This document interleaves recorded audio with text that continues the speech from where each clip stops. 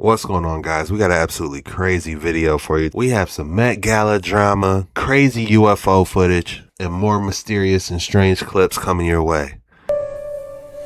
Something's going on at the Met Gala. Shh! Shut up! What is this about? People are saying that this scares them. And I don't know why, because this is just art. Who's designing these outfits? Is it art? You got an entire phantom, an entire apparition clinging on to her. A velvet spirit. Sir, it's not a game. Yo, you know what this means? Shh. Sir, it's not a game. Sam Smith is here. Shh.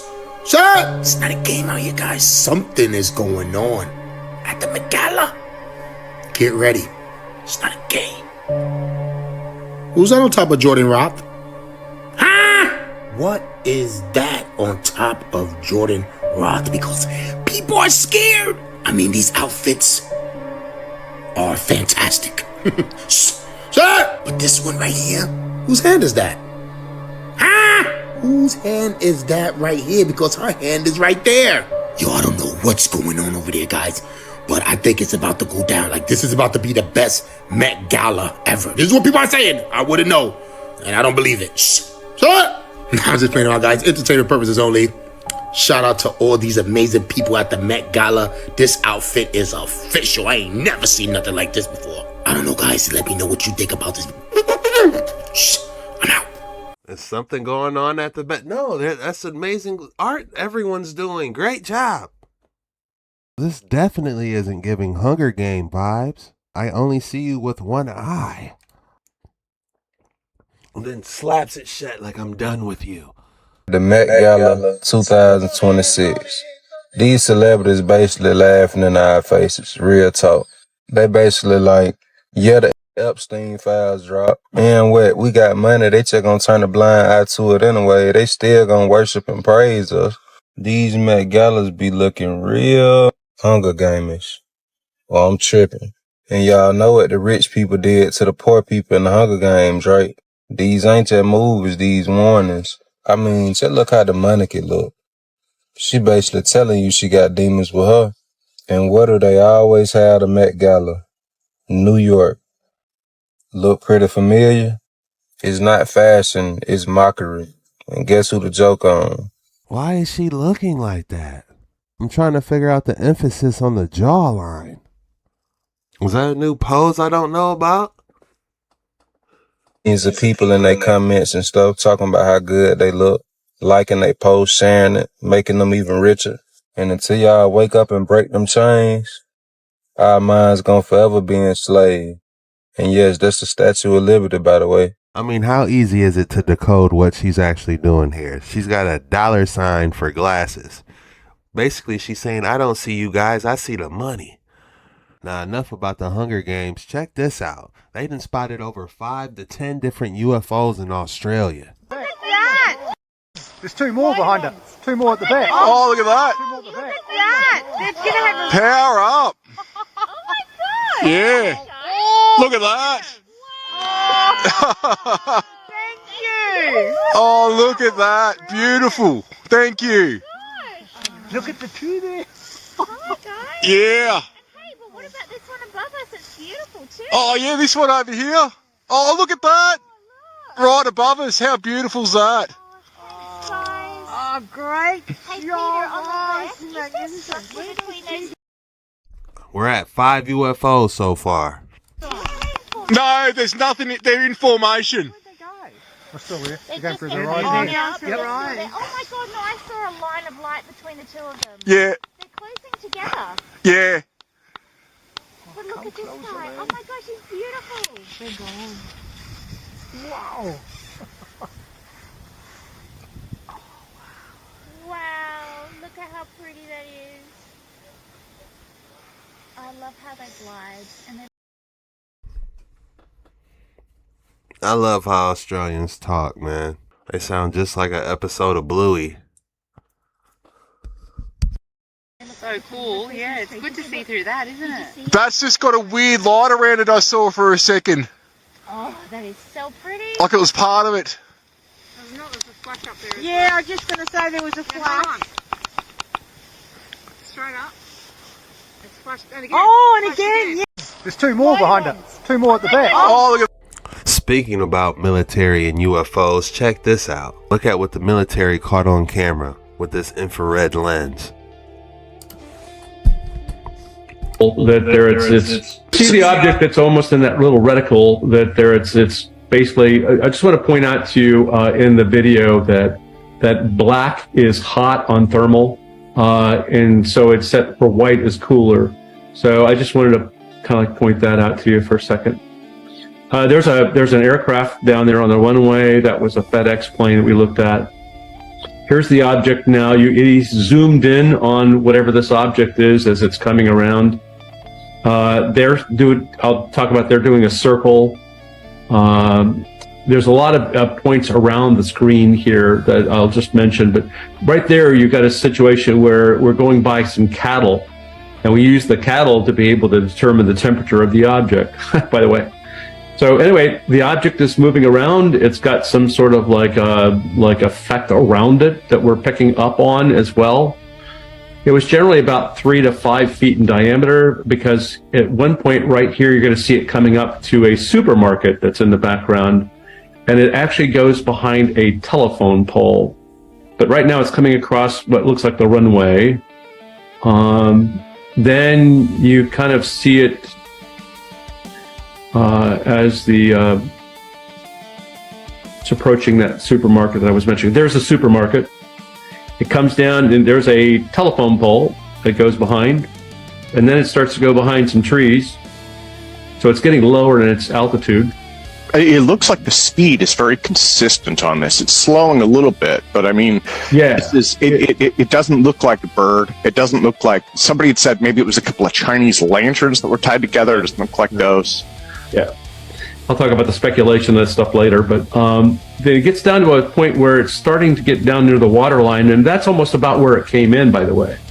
But it zooms in, and you see the object. We actually saw splashes from the water, and when we looked at it on pixel level, it's now going underneath the water. You can still see kind of like an effect from it just as it dips below the water level line. Yeah, and I could see it below the water. So this is the transmedium travel, and again, we'll come back to that in a bit. Well, yeah. So now he zooms back out, and he's still looking for it. So you got a situation where it kind of comes up, and you'll see it get darker. Now, typically, like objects when they go in the water are cooled off. This actually gets hotter, and now it gets hotter, comes up, and it splits into two objects with two thermal signatures. And you see the one object that kind of like trails off and eventually just, I guess it goes in the water, disappears or something of that nature. The other one hangs up, and then the pilot, who is now heading further south, is actually now like going to look for it because he can't find it. He pans the camera back and forth and around trying to see if it'll pop up anymore, and it doesn't.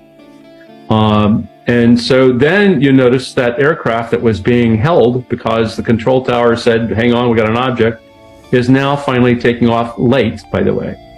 See the object that's almost in that little reticle that there it's.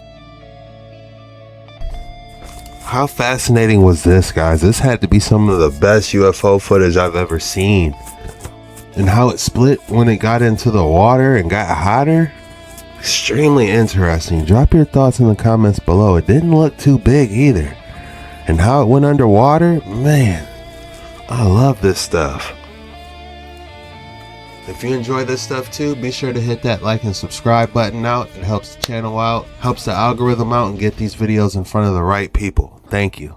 Man, y'all truckers better watch out, especially with this blitz coming up, because, boy, they stopping everybody and everything.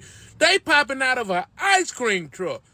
Imagine you riding down the road and you see an ice cream truck with the blues on. Huh? I'll be damned if I get stopped by Sweet Tooth from Twisted Metal. If anything, that's gonna make me drive faster.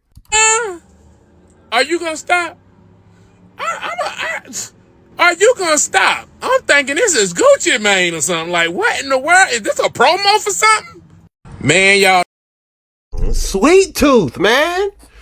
If you owned a PlayStation and you don't know about Twisted Metal, I feel bad for you. Twisted Metal was one of the best series ever made. Now he out here pulling people over. Would you stop? Or giant geysers from the Great Deep. Oh my God, how crazy is this? You buy a U.S. Navy boat. This is absolutely insane. Buying a U.S. Navy boat? What do you do for a living? How do you even get this? Like a military auction? Do they have those? How much would it cost? What are you going to do with this? Does it have the 50 cal and the 2 Rolls-Royce engines inside still? So that's what they do with all the used military equipment. They put it on auctions? How crazy is this? Someone saw them parked in southern Michigan and they stopped and got a picture. That is cool. It probably cost more to move it than what he actually paid for it. That it has 2 twin V12 Rolls-Royce engines, diesel. I could sure use one of those on these waters. If you could place a bid on a military auction, what would you want? One of you guys said, I knew a guy who made a 5K bid at a silent auction on a WW2 boat. They called and told him he had won and he had 5 days left on the paid docking fee for his new 200-foot warship. Panicking, 2 days later, he got a call from a Chinese metal recycler in China who bought it for over 200K. That probably wasn't a China recycling company. They probably was trying to reverse engineer that boy.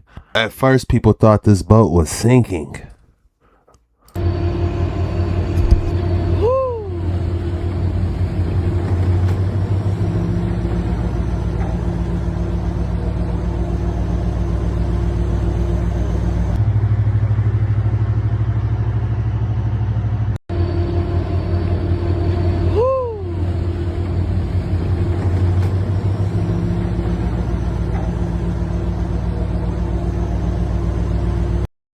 That's extremely efficient if they meant to do that on purpose. Do you know how long it would take for them to offload that?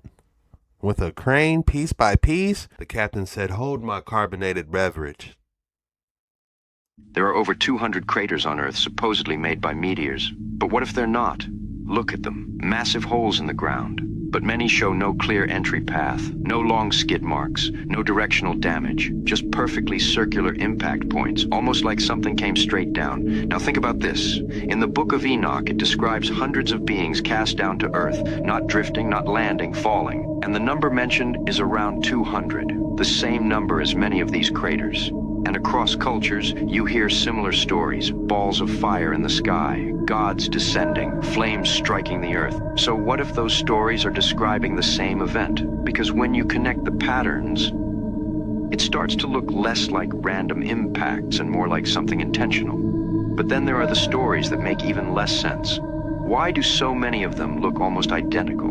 Same shape, same depth, same impact pattern. Not random, not chaotic, almost consistent. Like whatever came down was not just debris, but something controlled, something intentional. So the question is no longer what caused these craters. The real question is what actually came down from the sky. And was it ever meant to leave?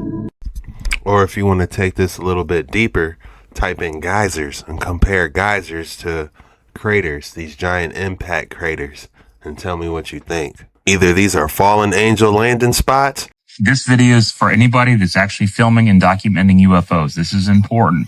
Something's about ready to change. It's not bad, but something worldwide is going to happen. They are using our own phones to show you what's going on. I've been openly telling you this for 2 years. Something's happening now. And I have a way that you can see if your phone has been affected. If it's been affected, this is a good thing. All you need to do is just take a blank wall. It's got, as far as I know, it's got to be an iPhone. Start filming the wall. Zoom in to 0.9 right before you get to the second camera. If you have 3 lenses, that doesn't make any difference. Just go to that 0.9 setting. You're going to see everything start going toward the center. And then you're going to see some other kind of interesting stuff. Like I said, you need to see the playlist below. I've been explaining this stuff for a while. This is new, and more than one. What I'm saying is millions of people could have this feature right now and not even know it. It's pretty important. Then if that's the case, watch the behavior of your phone from now on, because it is being controlled. The scary part about phones nowadays is you can't take the battery out like back in the day. You know, back in the day, we can get our Jason Bourne on and take the battery out so we know, ain't nothing crazy going on. But go ahead, try taking the battery out of your phone now. You can't. It's locked inside now. They don't want you to power it off fully. You can hold that button and it'll shut off, but is it truly off? On a flooded road. So I'm out here on a flooded road, and there's this fire ant mound that has turned itself into an island to stay alive. You can see all the different soldiers there. That's crazy. So I'm out here on a flooded road. My brother in Christ, why are you walking in fire ant infested swamp waters? You can't even see your toes. And you're going on top of a fire ant bed? That is crazy. Something is changing about how Americans define home. It used to mean four walls and a mortgage. Now it means something different. Vehicles parked side by side, people sharing meals, skills, and solar power. No landlord, no HOA, no lease. Just people who decided community matters more than square footage. The housing market priced them out, so they built something the housing market can't touch, a neighborhood you can move, and it's spreading. Something is changing about how Americans define. This reminds me of Independence Day, when everyone was living in their RVs. TV series Breaking Bad, wasn't there like a RV community? I think this would be a good idea for like a meetup once in a while, for enthusiasts to do something together, like search for stuff in the skies, but I wouldn't want to live there. Drop your thoughts in the comments below. What do you think about this?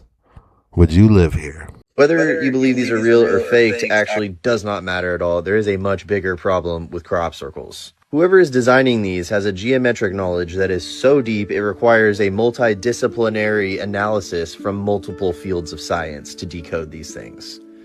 Magnetic field, for example. They can also take the top view, rotate it on its side, and then give you that side view.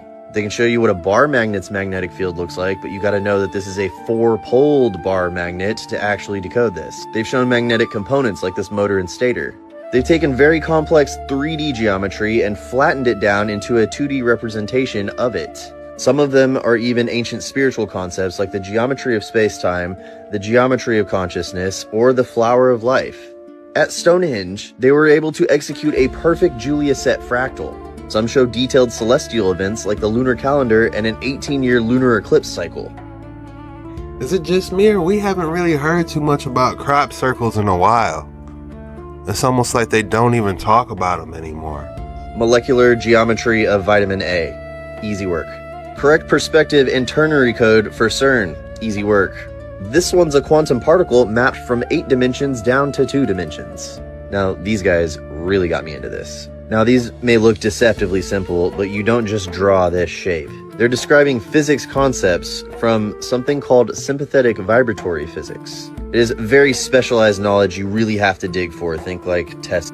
If you still think we're the first advanced civilization to exist on Earth, then this will change your mind and blow it at the same time. Okay, so this is a map of pyramids all around the world, all allegedly built independently of each other and all having identical structures that follow this similar step pattern. Now I know, most historians will tell you, oh, it's just the easiest tall structure to build. It's human nature. If it's so easy, why are our 21st century brains not capable of doing what dozens of ancient civilizations have repeatedly been able to do? We got the famous pyramids of Djoser in Egypt, but everyone knows about those. Across the world, there's Chichen Itza, Pyramid de los Nichos, Tikal Temple, the Great Pyramid of Cholula, among others in Mexico. And then on the other side of the planet, we got Ko Ker and Prasat Baksay Chem Krong in Cambodia. Off the coast of a tiny Japanese island deep within the ocean is the sunken Yonaguni monument, a supposed 10,000 years old, older than even the Egyptian pyramids. All with a nearly identical look, yet built by completely different cultures with zero contact among each other and thousands of kilometers apart. This is a new one to me. This one that's underwater. Yes, they are all extremely similar, but man, I never heard about this bottom right corner one. completely different cultures with zero contact among each other and thousands of kilometers apart. But this is just the tip. We got way more lesser known pyramids even older than the Egyptian ones that ain't even standing anymore. Like the Gunung Padang temple in Indonesia. Doesn't look so hot now, but used to be a step pyramid a whole 9,000 years ago. At least that's what they thought, until a more recent radiocarbon analysis shows that the lower parts of this temple go as far back as 28,000 years. Then this enormous hill in Bosnia was studied, and almost every archaeologist that visited it confirmed that it could not have been naturally formed, perfectly aligning to true north among many other characteristics of pyramids. These studies found out this hidden monument is over 35,000 years old and would be the oldest and largest pyramid in the world, hidden under years of vegetation. But the Bosnian government strangely halted further study on this thing for some reason. There's a crazy story behind what they found there, which honestly deserves its own video, so I'll probably be dropping that sometime. Fallen Pyramid of Hellinikon in Greece has boulders that are joined so tightly that even a human hair can't fit through the joints without any sort of ancient cement used. Built around 3000 BC, meanwhile an almost identical masonry techniques was found in these walls in the city of Cusco in Peru, called Sacsayhuaman, over 11,000 kilometers away. And how old are these walls? Mainstream history will tell you they were built around the 15th century, but researchers recently uncovered a writing system built directly within the blocks of these walls that's well over 30,000 years old. Again, a topic that deserves its own video coming soon. This exact method is also found on a site called Ahu-Vinapu on the remote Easter Island, older than even their legendary Moai heads, as well as Khafre's Valley Temple in Egypt. How did our ancient ancestors figure out these identical building techniques completely independent of each other when we still have no idea how they did it to this day? Stargates and ancient technology, of course. Either that or they had sophisticated flying machines, airships, and it probably was just like a week or two or a couple of day ride, go across the North Atlantic Ocean. Now we get to the Ellsworth Mountains in Antarctica. Okay, get your tinfoil hats ready for this one, because this satellite footage from 2016 shows what could be a pyramid buried in the South Pole. This map from 1513 by sailor Piri Reis shows a perfectly accurate coastline of Antarctica, even though it wasn't officially discovered 300 years later in 1820. What's weird is this map connects South America to Antarctica, which it could very well be that over 10,000 years ago these two continents were connected by a sheet of ice. Researchers claim this map was sourced from an even more ancient document that survived from the Library of Alexandria in Egypt, which was destroyed by the Romans. What if the builders of Giza left this map as directions as to where else they put pyramids around the world? And the pyramids are just the start. Take a look at these ancient artifacts from Bolivia, Turkey, Indonesia, and Easter Island. 4 completely separate corners of the world, all with identical carvings and artistic styles used, and again, thousands of kilometers apart and absolutely no contact among each other. Just another coincidence, right? Now get a load of this one here. I know it sounds crazy, but you'd be surprised. Ancient lasers, or at least some form of precision cutting technology that is on par with our modern drilling methods. From these perfectly cut stone patterns in Pumapunku, Bolivia, to the unfinished obelisk at Aswan and the boxes at the Serapeum of Saqqara in Egypt, made of granite, one of the hardest materials ever, with insane accuracy only achievable with today's technology. The Al Nasla rock in Saudi Arabia literally looks like a giant laser beam just cut right through it. Meanwhile, the Kailash temple in India, which was somehow cut into a cliffside with perfectly symmetrical hallways carved with copy-paste level precision. Not to mention the perfect doorways carved into Barabar caves. I would love to hear an honest answer from like a scientist of how they think the Kailasa temple actually got created. I believe, I'm genuinely interested in what they would say, how the Kailasa temple got created. I have more respect for them if they can flat out say, we just don't know. We don't have any idea. Thousands of years earlier. And these star holes found in Flint Quarry, Massachusetts, and even all the way in Norway, all indicating some sort of highly advanced drilling or precision laser technology used. The incredible list of similarities among these ancient cultures tells us that they all clearly had some sort of external influence that guided them, which they actually recorded proof of directly into their stone tablets, wall carvings, and hieroglyphics. Alright, that might be enough for now. I think I'll save that for another video, so keep an eye out for that one if I don't disappear before then. If you still think we're lots of juicy information in that one. I absolutely can't get enough of the different pyramids and temples, ancient structures. Man, I love it. All right, Japan, what are you guys working on now? Well, this evening, the airport now using robots. They'll soon be joining baggage handlers at Tokyo's Haneda Airport. Japan Airlines is starting a 2-year trial with the humanoid robots to see if they can help with baggage handling and cleaning the aircraft. Japan Airlines says the industry is facing challenges with an aging and shrinking workforce. Yeah, it's all fun and games right now until these robots start going on strike. September of 1989, a very strange-looking creature would be captured in the woods of Girona, located in Spain. Creature was dubbed the Gnome of Girona, or the Girona Gremlin. Pick your poison. That looks like a damn Pokemon. Story goes something like this. In 1989, a hunter was traversing the woods in Girona, as I said. He started hearing very, very strange, high-pitched groaning noises coming from a nearby bush. Looking in that direction, he saw this creature, which he described as bluish skin, spotted, almost rabbit-like, and only 4 or 5 inches tall, which obviously is huge. In all seriousness, it was just like a little hobbit-type creature, nothing like he'd ever seen before. So, naturally, he went up and wrapped a blanket around it to capture it because it wasn't very fast. The hunter had this creature in his possession for less than a day, in which he tried to feed it many, many different things, but the creature would not eat, and it eventually succumbed to something, whether it was hunger or something else entirely. That's kind of where this alleged picture of this creature comes from. After the creature died, Hunter took the corpse and he gave it to someone that preserved animals, and they preserved it in this jar. Another important characteristic of this creature was its vibrant orange eyes. As far as theories of what this thing actually was, they range from a hoax, which is always something you get with cryptid stories, obviously, to some sort of mutated or malformed rabbit, and obviously some sort of mythical or unknown or undiscovered species, of course. Whatever you believe in, it is an intriguing story, and the picture that follows it is kind of unique when it comes to cryptids. So let me know what you think down below. Yeah, I was going to say it looks like a green Pikachu. But I do love it when they show the actual photos of like what they think the specimen had originally.